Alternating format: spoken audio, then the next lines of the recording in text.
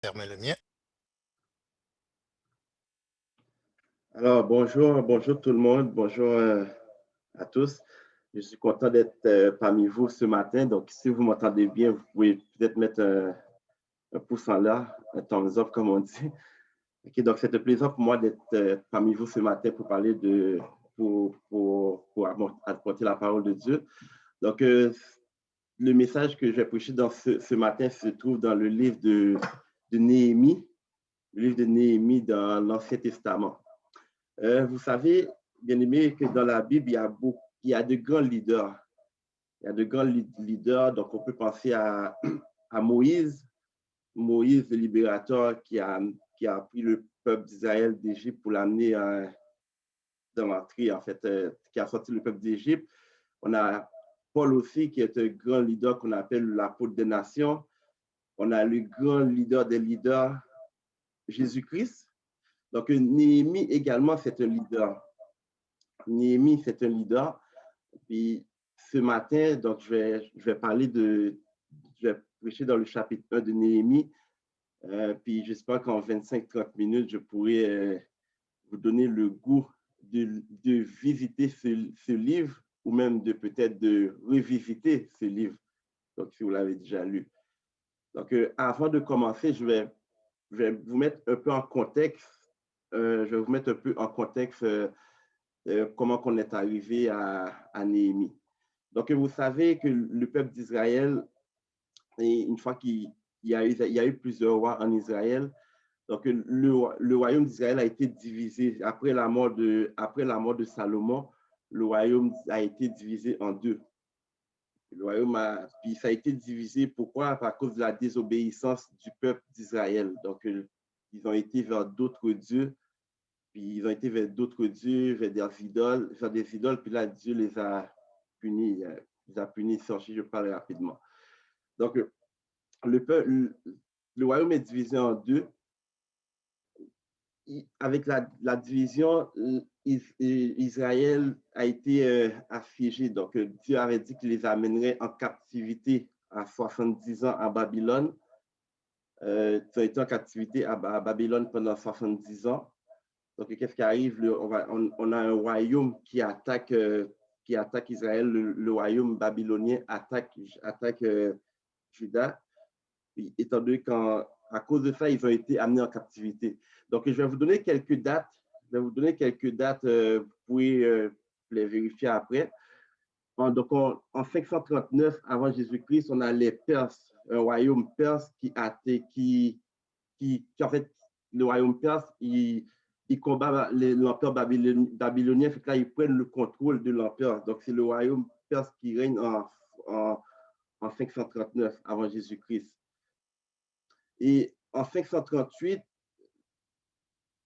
donc, excusez-moi, je retourne en 539. Donc, une fois que le peuple d'Israël, ils ont été amenés en captivité en Babylone, ensuite de ça, il y a eu un autre royaume qui est arrivé, le royaume perse, qui a vaincu les Babyloniens.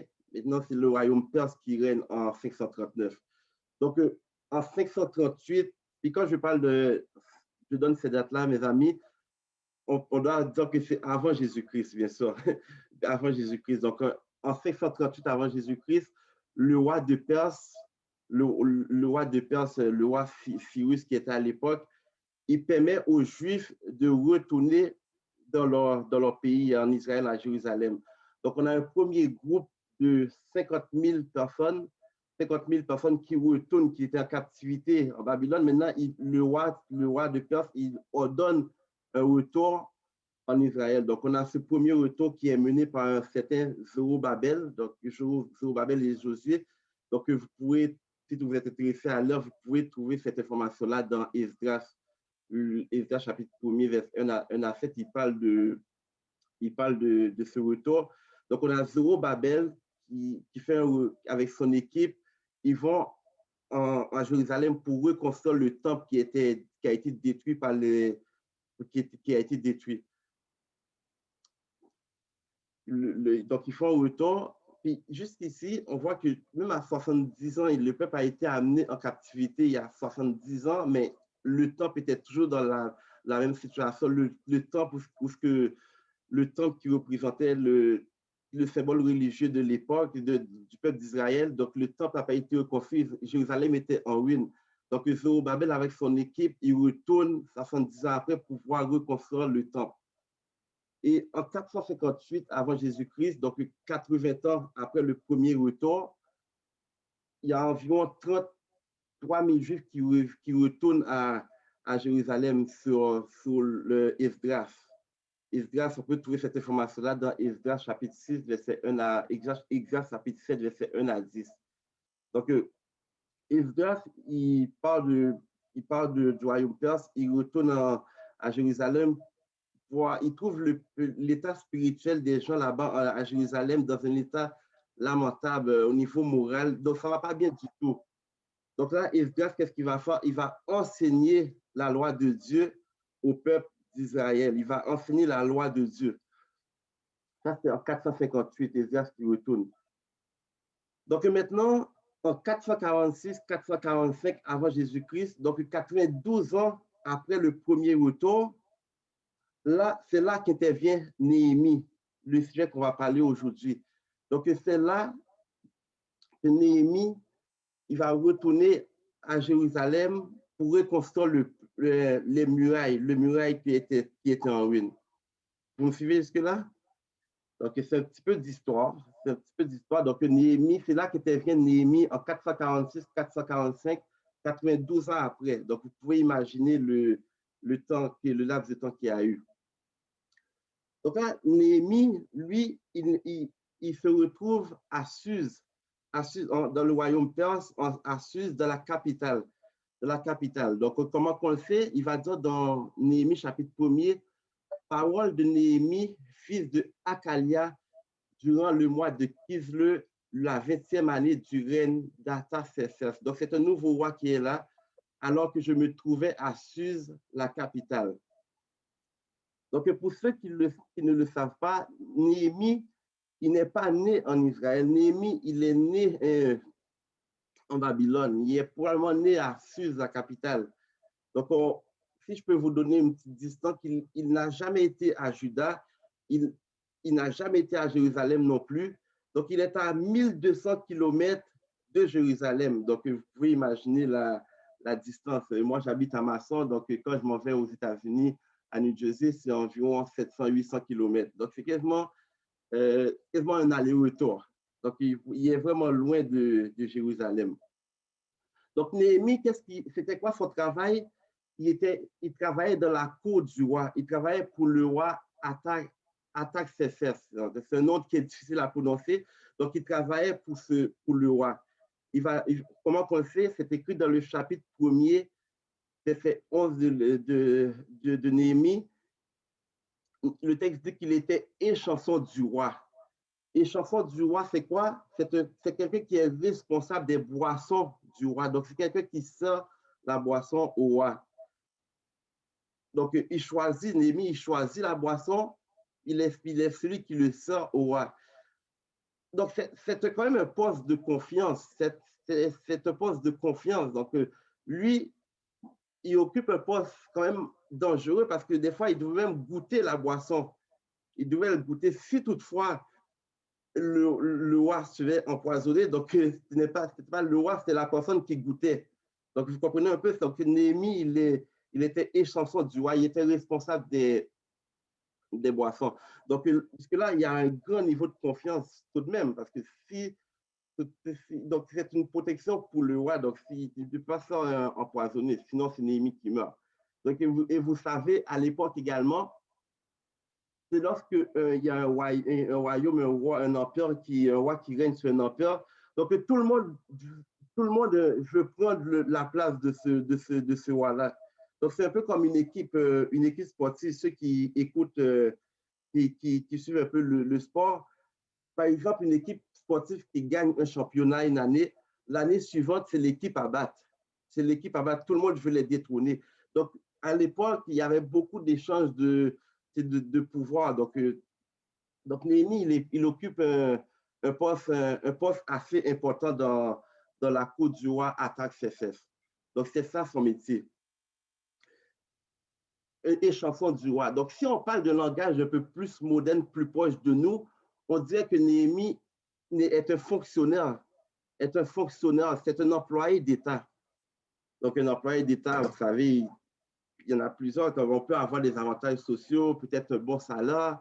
Donc, Néhémie est un employé d'État.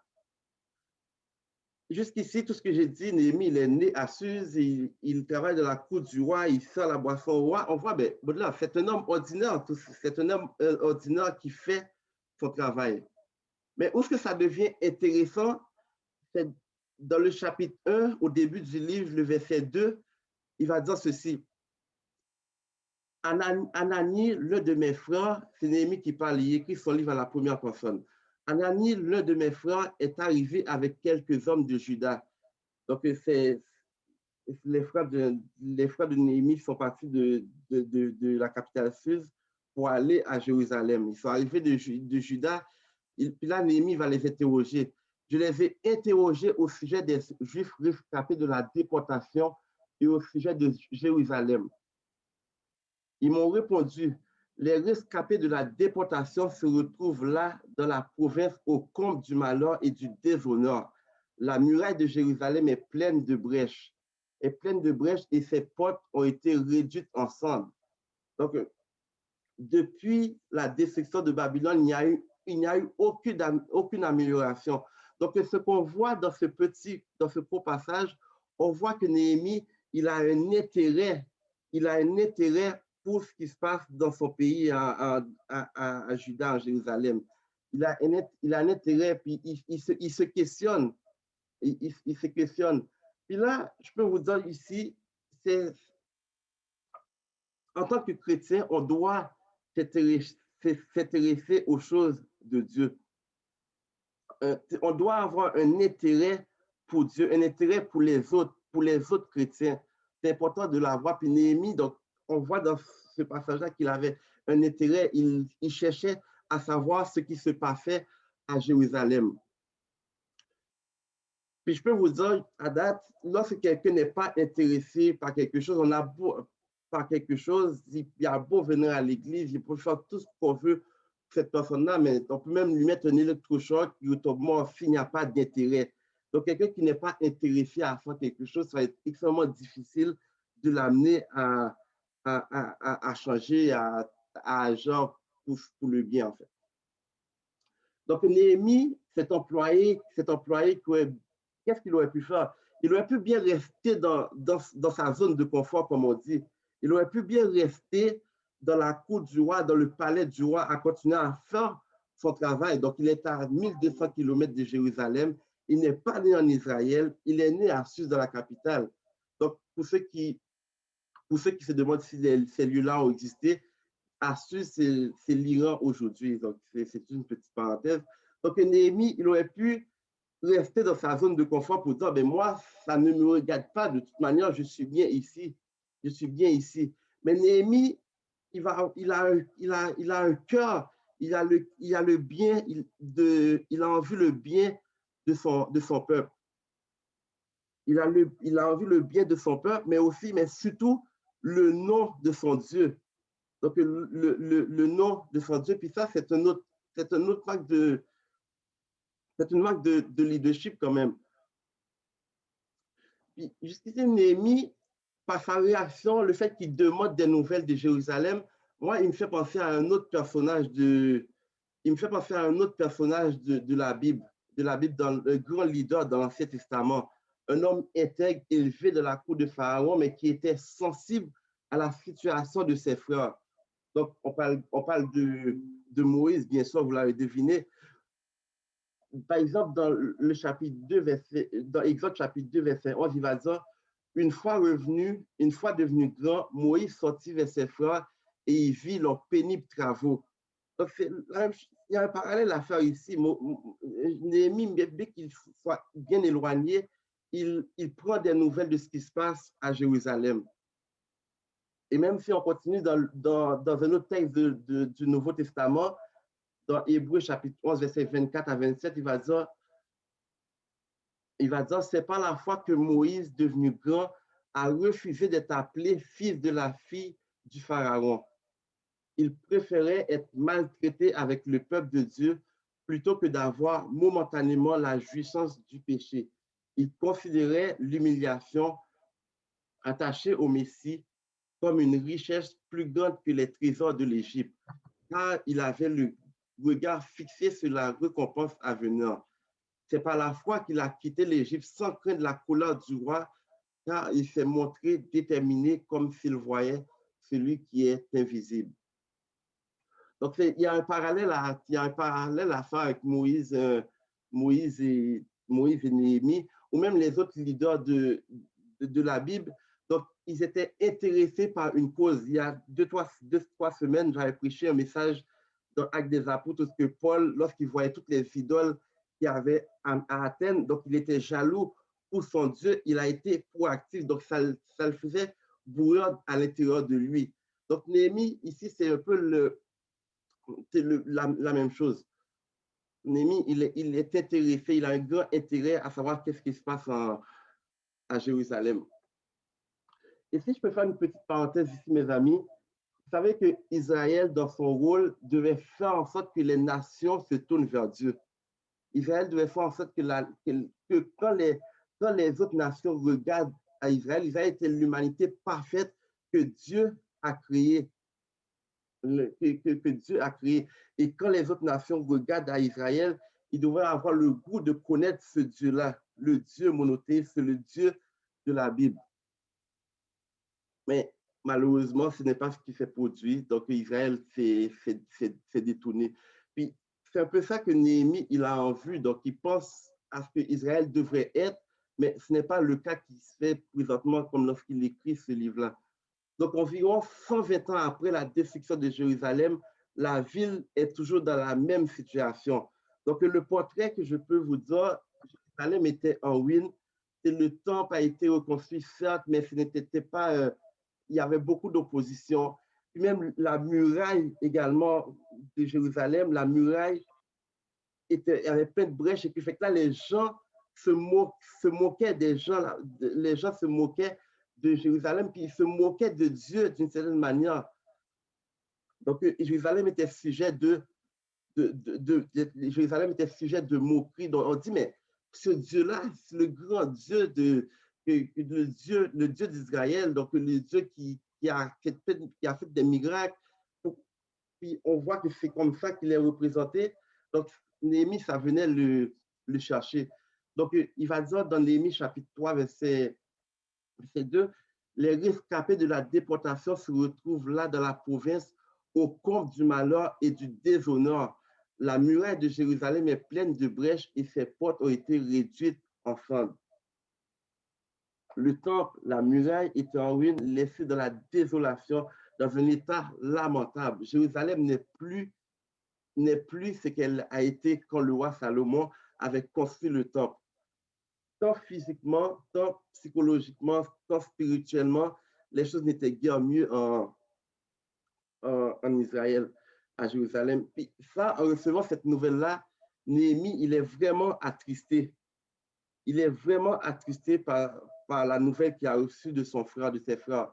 Il va même dire dans Néhémie chapitre 4, verset 1 à 4, Néhémie chapitre 1, verset 1 à 4, à cette nouvelle, je me suis assis, j'ai pleuré et j'ai porté le deuil durant des jours, jeûnant et priant devant le Dieu du ciel.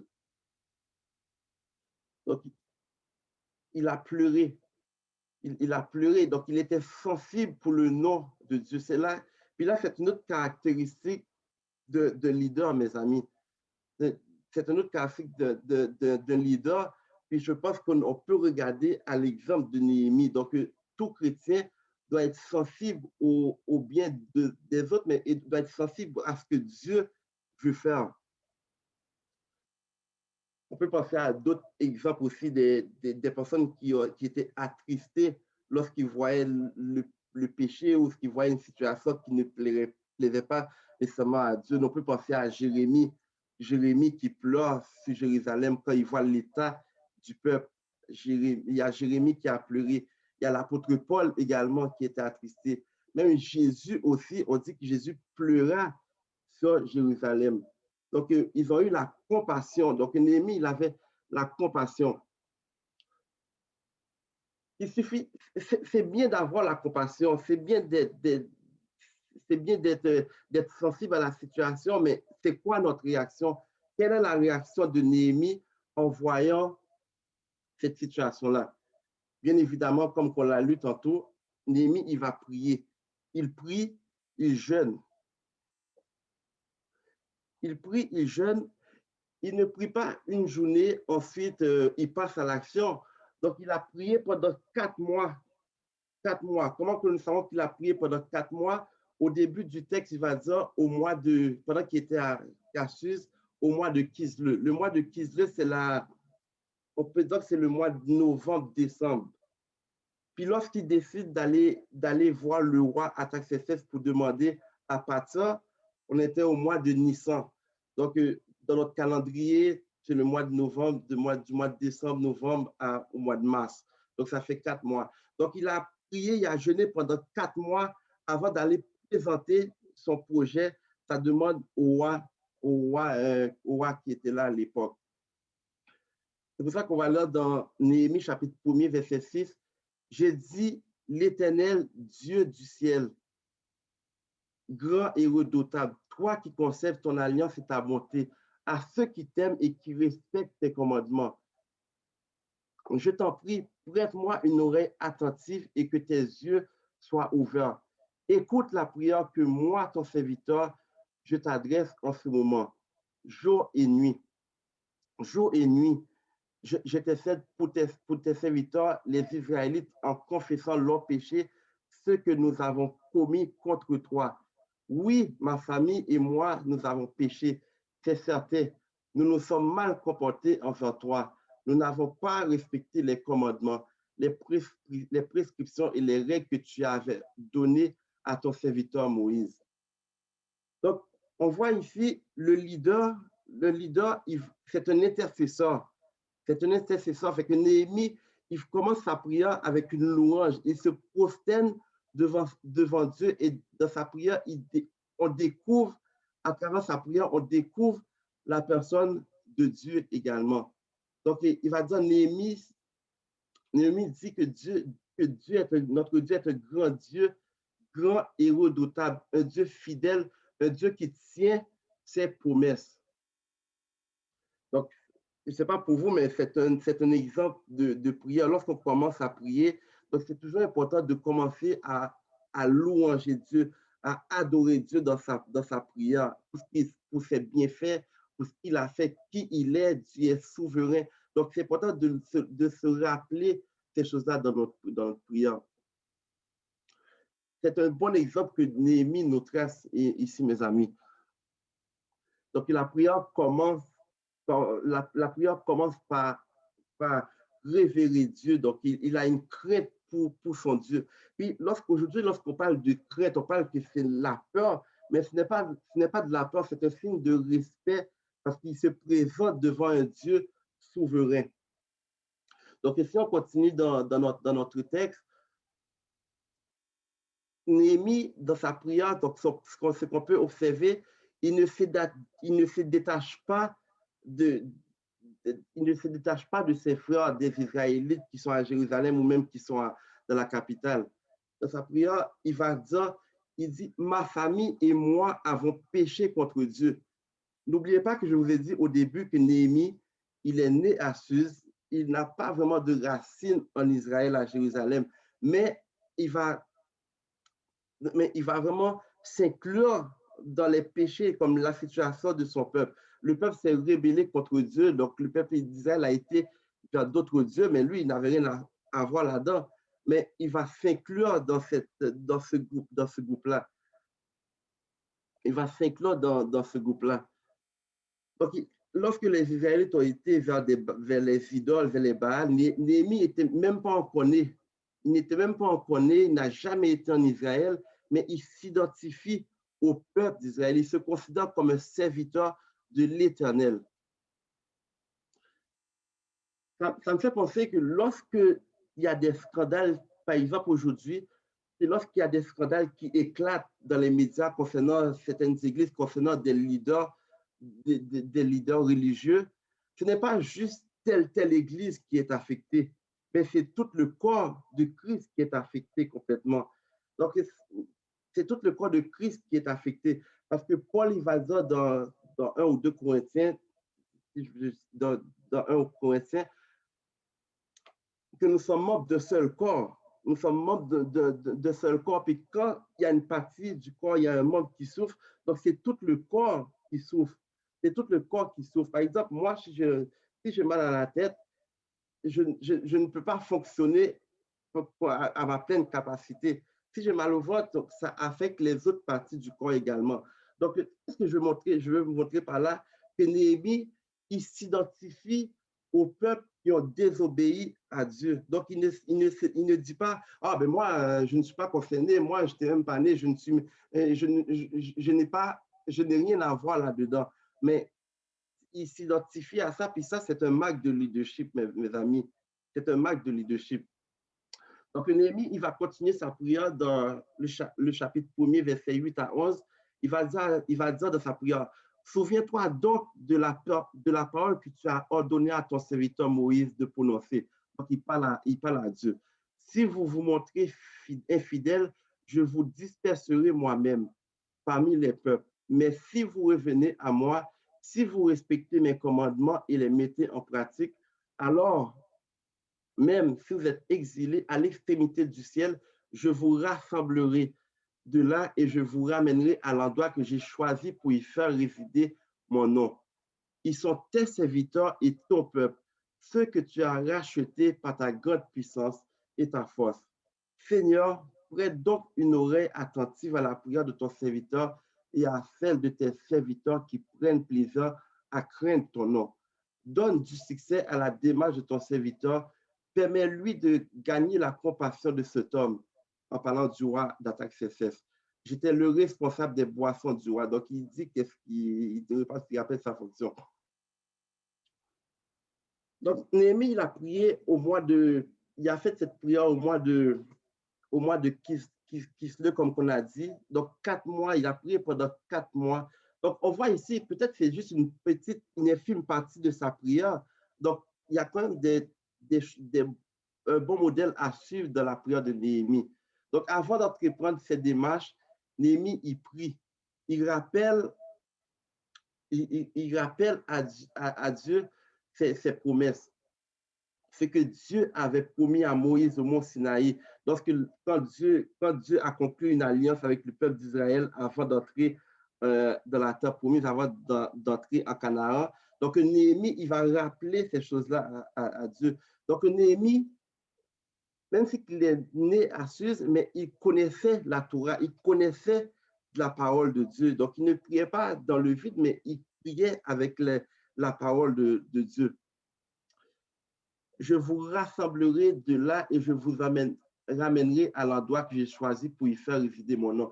Donc, il rappelle à Dieu ses promesses, qu'est-ce qu'il a fait envers le peuple d'Israël. Il a prié, il réclame l'intervention de Dieu. Il ne s'appuie pas dans sa prière. On voit que c'est un homme qui ne s'appuie pas sur ses propres capacités. Il ne s'appuie pas sur ce que lui, il peut faire, ses connaissances, mais il s'appuie vraiment sur Dieu, puis il réclame l'intervention de Dieu dans sa démarche. Il va dire dans le verset 11, toujours dans le chapitre 1er, Seigneur, prête donc une oreille attentive à la prière de ton serviteur et à celle de tes serviteurs qui prennent plaisir à craindre ton nom. Donne du succès à la démarche de ton serviteur. Permets-lui de gagner la compassion de cet homme. Donc, Néhémie, il va demander à Dieu de changer le cœur du roi. À l'époque, les rois, je peux vous dire qu'ils n'étaient pas très gentils. Ils n'étaient pas très gentils. Donc, Néhémie, il va demander à Dieu de changer le cœur de cet homme-là. Puis, ce qui m'attirait quand je préparais mon message, il va dire que Dieu puisse changer le cœur de cet homme. Il ne le nomme pas. Il nomme pas le roi Artaxerxès. Bon. Donc, peut-être plusieurs vont dire, bon, Baudelaire, peut-être que tu ne fais pas une bonne lecture de ce passage-là. Moi, je pense que le fait qu'il nomme pas cet homme, il dit cet homme, il se détache de ce peuple-là. Il se détache, il ne veut pas s'identifier à eux. Je ne veux pas, peut-être, il ne veut pas s'identifier au roi. Mais dit, moi, c'est la lecture que j'en fais. Donc, si toutefois vous n'êtes pas d'accord avec ça, je vous invite à faire comme les chrétiens de Béry. Ouvrez la parole, puis ensuite de ça, on pourra en parler. On pourra en parler. Donc Néhémie, il ne veut pas s'identifier au roi. Donc, il va dire cet homme. Donc, on le voit. C'est là la prière de Néhémie, puis il fait cette démarche-là, puis ensuite, après avoir prié, il va vers le roi pour demander d'aller à Jérusalem pour pouvoir reconstruire la muraille. Donc, c'est ça que je peux partager avec vous. Maintenant, ceci étant dit, j'ai parlé de Néhémie comme un leader. Maintenant, on fait quoi avec ça? En quoi ça change quelque chose pour nous? Plusieurs peut-être vont pourrait dire, mais Baudelaire, oui, c'est bien beau, tu as parlé de Néhémie comme un leader, comme tu as parlé de sa prière, mais en quoi que ça change? Qu'est-ce que ça change pour moi? Bon, moi, je peux vous dire, mes amis, on peut tous être des leaders. On peut tous être des leaders. Ce n'est pas nécessairement le poste qu'on occupe à l'église, ce n'est pas parce que la fonction qu'on exerce dans une église, est-ce qu'on est en avant, est-ce qu'on est en arrière, ce n'est pas ça du tout. Donc, on peut tous être des leaders. Parce que le leader, comme je dis, ce n'est pas celui qui est en avant, ce n'est pas celui qui prêche ou celui qui dirige ou celui qui coordonne. Non, pas du tout. On peut tous être un exemple. Donc, parce que le leader, c'est avant tout celui qui donne l'exemple, celui qui donne la direction. Donc, on peut être dans l'ombre, on peut occuper une position, que ça soit dans l'église ou pas, peu importe, on est tous un leader. On est tous un leader, on peut être un leader tout d'abord de notre vie. Donc,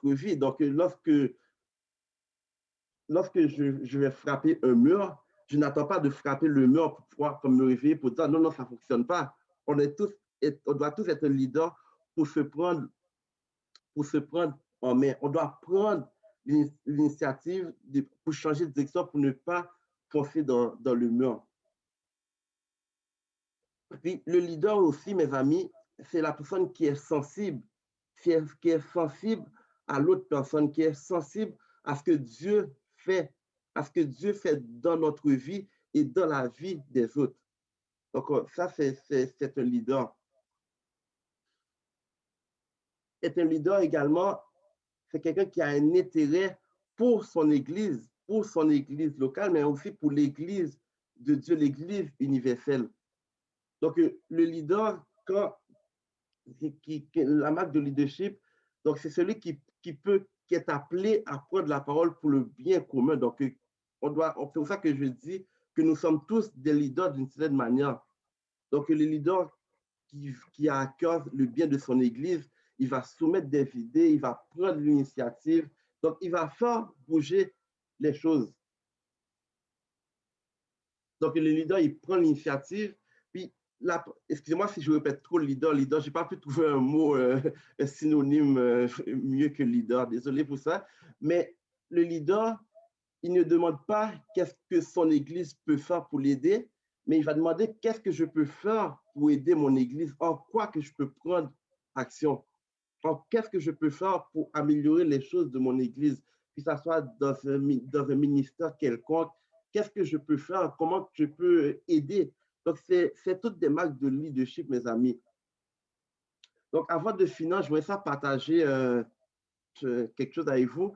Moi, je me rappelle quand on était à Montréal, Kassouda et moi, j'étais dans une église, mais dans l'église où on était à l'époque, ce que j'étais, on utilisait le dimanche matin, on utilisait des dépliants. Des dépliants, on faisait la programmation de l'église avec les chants, les annonces. On chantait à peu près comme 4-5 chants, même peut-être des fois plus. Donc là, on devrait, dans ces dépliants-là, se retrouver les chants qu'on chantait ainsi que les annonces. Donc, on donnait ces dépliants-là, mais on devait imprimer environ 80 copies à chaque dimanche, puis même des fois dans des soirées ou d'évangélisation ou de réveil qu'on appelait dans notre église à l'époque, on devait imprimer environ 150 copies. Puis je regardais, je me dis, mais on imprime tout ça, donc ça prend du temps à préparer. On devrait copier les chants dans le dépliant, donc c'est un long travail quand même. On devrait copier les chants. Puis à la fin, lorsque je regardais, je faisais l'accueil, j'étais responsable de l'accueil, je voyais tous ces dépliants-là se retrouver à terre. Puis on les ramassait, puis on les mettait au recyclage, même des fois à la poubelle aussi. Et je me dis, mais ça ne peut pas continuer comme ça. Donc j'ai été voir le pasteur, j'ai dit, mais pasteur, on devrait installer des projecteurs. On devrait installer des projecteurs dans l'église pour éliminer les dépliants. Donc, le pasteur, il a trouvé que c'était une très bonne idée. J'ai installé des projecteurs, puis c'était fini pour les dépliants. Donc, une chose de régler, c'était plus rapide, puis également, c'était une économie de temps, mais c'était quand même, c'était une bonne évolution vers la technologie. Donc, ici, c'était juste un exemple que je pouvais, c'était juste un exemple une vision que j'ai eue. Puis j'ai pris l'initiative de pouvoir l'accomplir. Donc, le leader, c'est ça. Je ne suis pas en train de dire que je suis un grand leader, c'est pas ça du tout. Mais l'exemple que je donne, c'est que on voit une situation problématique, on observe et on prend l'initiative pour pouvoir changer les choses. Donc, on peut changer les choses de toutes sortes de manières, visiter les malades, partir un programme de denrées pour les gens qui sont en nécessité dans l'église. Donc, il y a plein de choses plein de petites choses qu'on peut faire. On n'est pas obligé d'accomplir de grandes choses, mais juste des petites affaires à chaque jour qu'on voit comment on peut améliorer notre église, comment on peut propager l'évangile à Gatineau dans notre église, que notre église se porte mieux. C'est toutes des marques de leadership qu'on peut exercer pour pouvoir arriver à cela. Si vous me dites que au-delà, c'est impossible de le faire, c'est possible de le faire parce que nous avons un exemple. Nous avons un exemple. Vous vous rappelez de Jésus, le petit enfant Jésus qui est né à Bethléem dans une étable dont celui on s'est détourné la face, qui n'était pas beau à voir. Donc Jésus-Christ, 2000 ans après, on parle encore de lui. On parle encore de lui. Il a laissé sa marque dans l'histoire. Donc nous, on peut se fier à ce divin modèle, on peut se fier à Jésus-Christ pour pouvoir accomplir des choses dans notre église, dans notre quartier, dans la ville. Donc, c'est toutes des choses qu'on peut faire. Donc, Jésus-Christ, il a tracé l'exemple. Jésus-Christ a tracé l'exemple. Paul a été un leader. On a des exemples dans la Bible qu'on peut se fier. Donc, il suffit juste de se réveiller, d'avoir la vision et de pouvoir faire quelque chose. Donc, c'est ça que je voulais partager avec vous ce matin, mes amis. Donc, on peut tous être des leaders. Donc, des leaders dans notre vie, dans notre famille, dans notre église. Que le Seigneur vous bénisse. Merci, bien-aimé. Merci, bien-aimé Baudelaire, pour